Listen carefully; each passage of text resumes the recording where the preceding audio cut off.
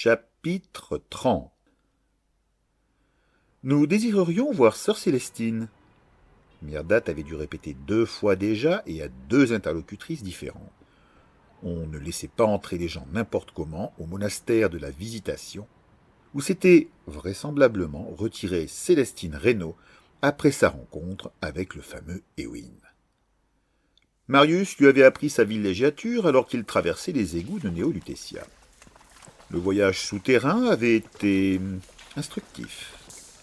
Myrdat avait découvert une nouvelle facette de la cristallopole qu'elle ne connaissait pas. Quand elle en avait fait la remarque à Marius, ce dernier, avec sa délicatesse habituelle, avait résumé la chose en 4 mots. Son trou du cul. Un trou du cul peuplé, Dixit, d'une faune dégueulasse, comme elle avait pu le remarquer. Ils avaient dû essuyer les attaques de 2 ou 3 autres créatures insectoïdes dont ils s'étaient débarrassés assez facilement. Mais sur les conseils de Marius, s'était replié dans un petit tunnel parallèle quand avait retenti un pas sourd et un bruit d'éclaboussure.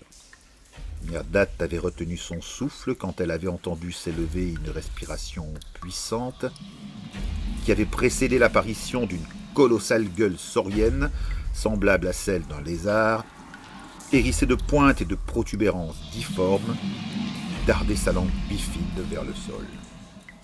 Le monstre s'était arrêté à l'endroit où il s'était tenu et avait tâté la brique de son organe frétillant. Myrdat avait redouté l'instant où il allait tourner la tête dans leur direction et se précipiter vers eux. Son canon chromatique était conçu pour combattre des créatures surnaturelles, pas des êtres de chair. Chargé à pleine puissance, il pouvait occasionner de sérieuses brûlures, mais tuer un pareil phénomène, elle en doutait. Serrée contre Marius, dont elle sentait la présence massive, vigilante et rassurante, elle avait attendu. Les yeux d'or en fusion du monstre avaient été balayés 1 fois ou 2 par une membrane transparente. La pupille verticale s'était étrécie, réduite à un simple fil. Un dernier coup de langue, la créature s'était remise en route. Myrdat, partagé entre crainte et fascination, avait regardé passer le dragon, dont l'énorme corps écailleux et cuirassé avait défilé devant leur abri jusqu'au bout de sa longue queue épaisse semblable à celle d'un crocodile. « Vous en avez beaucoup des comme ça ?» avait-elle demandé à Marius. « Des tas, et encore vous n'avez rien vu, quand je vous disais que personne ne veut descendre ici. »« Pire que ça ?» s'était-elle étonnée. « Bien pire. » Il avait sauté du tunnel où ils avaient trouvé refuge pour regagner le rebord et lui avait tendu la main qu'elle avait prise. Et les oligarques ne font rien contre ça. Elle n'avait pas vraiment besoin de son aide, mais la galanterie était agréable, ainsi que le contact de ses gros doigts calleux. Ils se foutent comme de leurs dernières chaussettes que quelques pauvres égoutiers se fassent bouffer. Et le fait qu'il y ait des monstres dans ces souterrains est dissuasif pour quiconque serait assez fou pour tenter d'entrer dans cette fichue cité par en dessous. Bref, son trou du cul est aussi bien gardé que sa gueule. Il avait ajouté ces derniers mots d'un air épeuré. « Vous semblez être bien au courant ?» avait-elle fait remarquer alors qu'ils s'engageaient dans un nouveau tunnel, semblable à tous ceux qu'ils avaient déjà empruntés. « C'est mon métier d'être au courant, » avait-il aussitôt répondu. « Entre autres tâches, nous devons réguler et contrôler l'immigration des hordes lycaniennes dans notre chère cité. Et donc savoir par où elles peuvent s'infiltrer. »« Il y a des gens qui rentrent par ici ?» s'était-elle étonnée. « Ça arrive !» Il balaya le couloir devant eux du faisceau de la lampe qu'il avait tiré des profondeurs de son manteau. « C'est rare, mais ça arrive. Faut qu'ils passent les défenses extérieures, puis les filtres. Il y en a plein qui terminent en purée là-dedans. Et s'ils parviennent à franchir tout ça, ils se retrouvent ici. 2 solutions. Soit ils se font boulotter par une des saloperies qui traînent dans le coin, soit ils trouvent un chemin vers la cité. »« C'est horrible, » avait murmuré Myrdat, en songeant à ces malheureux qui avaient traversé tant d'épreuves, surmonté des dangers innombrables, pour se faire dévorer par une abomination semblable à celle qu'ils venaient de voir. Mais pourquoi ? Pourquoi font-ils tout ça ? Risquent-ils leur vie et une mort si atroce ? Vous n'imaginez pas ce que c'est que l'existence dans les ténèbres, votre sainteté. Et je parle pas seulement des monstres. Souvent les pires ne sont pas ceux qu'on croit. Certains humains les surpassent largement. L'émotion qu'elle avait décelée dans sa voix avait surpris Myrdat. Une fois de plus, elle avait deviné chez lui, dans ses propos, quelque chose de caché. Il ne lui disait pas tout, il avait des secrets. Sur lui, ou sur ce qu'il savait, mais quoi? Elle n'avait pas insisté, ce n'était pas le moment et elle était persuadée qu'il ne lui répondrait pas. Pas encore. Elle l'avait questionné sur celle qu'il désirait rencontrer, l'ex-petite amie d'Ewin. Quand il lui avait appris qu'elle s'était retirée au monastère de la Visitation, boulevard d'Enfer Rochereau, elle en avait conçu à la fois de l'inquiétude et une petite lueur d'espoir. Inquiétude car le monastère appartenait bien sûr à la nouvelle église, et qu'elle aurait l'impression de se jeter dans la gueule du loup. Mais en même temps, elle bénéficiait dans l'église d'une image très positive, elle, la pupille de Jorg, et pourrait en jouer auprès des religieuses et de Célestine. Restait à espérer que Jorg, soucieux de ne pas abîmer l'image de l'église et celle de l'Inquisition, n'ait pas encore ébruité leur récente friction. Après moult tours et détours, ils avaient fini par trouver une échelle qui montait vers la surface.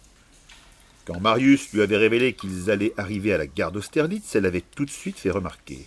« Parfait, nous pouvons ainsi avoir accès aux douches publiques et nous laver de cette puanteur. » Il avait relevé avec une certaine incrédulité.